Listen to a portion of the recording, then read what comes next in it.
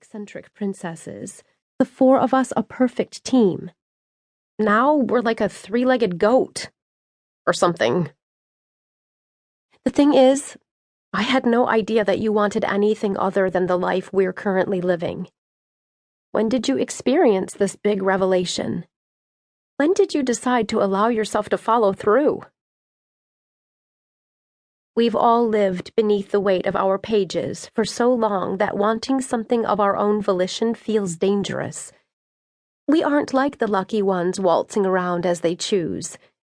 You and I had to live out unpredictable stories penned by a capricious author. It's true we're free now, but I've never dreamed of admitting I still want more than what I already have. I can't figure out if you're brave or crazy or selfish or brilliant. Maybe all of those. You've always been ahead of the curve. Then there's Bianca, whose pages don't end until she's married and Valborg is executed for those 4 counts of stepmotherly attempted homicide. Pages always seem to be the most trying right before they're finished. Worse, Bianca doesn't want to be a queen. She doesn't want to live in a castle. She wants to travel the realm, and beyond, outside, just like her father is doing. She talks big about young human women wasting time at universities, chewing on their pens and debating whether a chair is really there.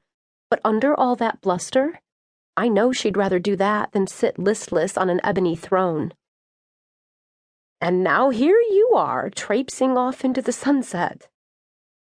Bianca tried to act like she didn't care that you'd gone, but she spent the remainder of the night trashing the romance novel you'd chosen for book club. I'd fill you in, but I'm sure you'll be hearing about it directly from her. I'm not sure how late I stayed after everyone else left, but it must have been pretty late because I was still sitting there when DJ shooed the last of the prancesses, get it, out the door. The girls had left a glittering mess from one end of the bar to the other. "Damned pixie dust," DJ muttered. "Not everything needs to sparkle." Those dancing ditzes have such a terrible reputation as a group, but I guess I don't know anything about them as individuals. Not the 6 in the bar, not their 6 sisters. What are the chances that all 12 are intolerable? There's a 4th spot in the book club now, so I could find out. We could even ask the new girl in town, the one from Swan Lake telling everyone about her mattress problem. I'm almost mad enough to fill your spot. Instead of kicking me out as well, DJ asked why I was pouting. I told him that you had moved to the country to save the unicorns, focus on your family, chase your dreams, grow tomatoes, maybe compost. He said, "Well, good for her. Those kids could use some fresh air and a change of scenery." I told him he was right, because he probably is, and I'm sure I won't be angry with you forever. And maybe you'll get there and reconsider and come back to us after all. But when I got home, I was still mad at you. Or maybe just sad at you, so I rummaged up another bottle of wine from the deserted cellars. I figured I'd work up a batch of scones while I unwound. I know princesses aren't supposed to bake, but baking helps me relax.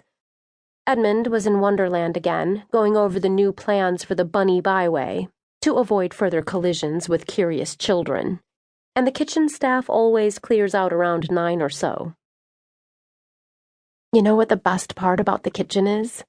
My brooding stepsisters wouldn't set one mutilated foot in there for fear of being seen, nor would my nosy stepmother. Also, it smells good, and it's nice and warm. Last night, it was maybe too warm. I fell asleep at the long table, head resting on a half-full sack of oats. At some point, Rosemount, returning from gesturing, removed my very well-done scones from the oven and bustled me to my chambers.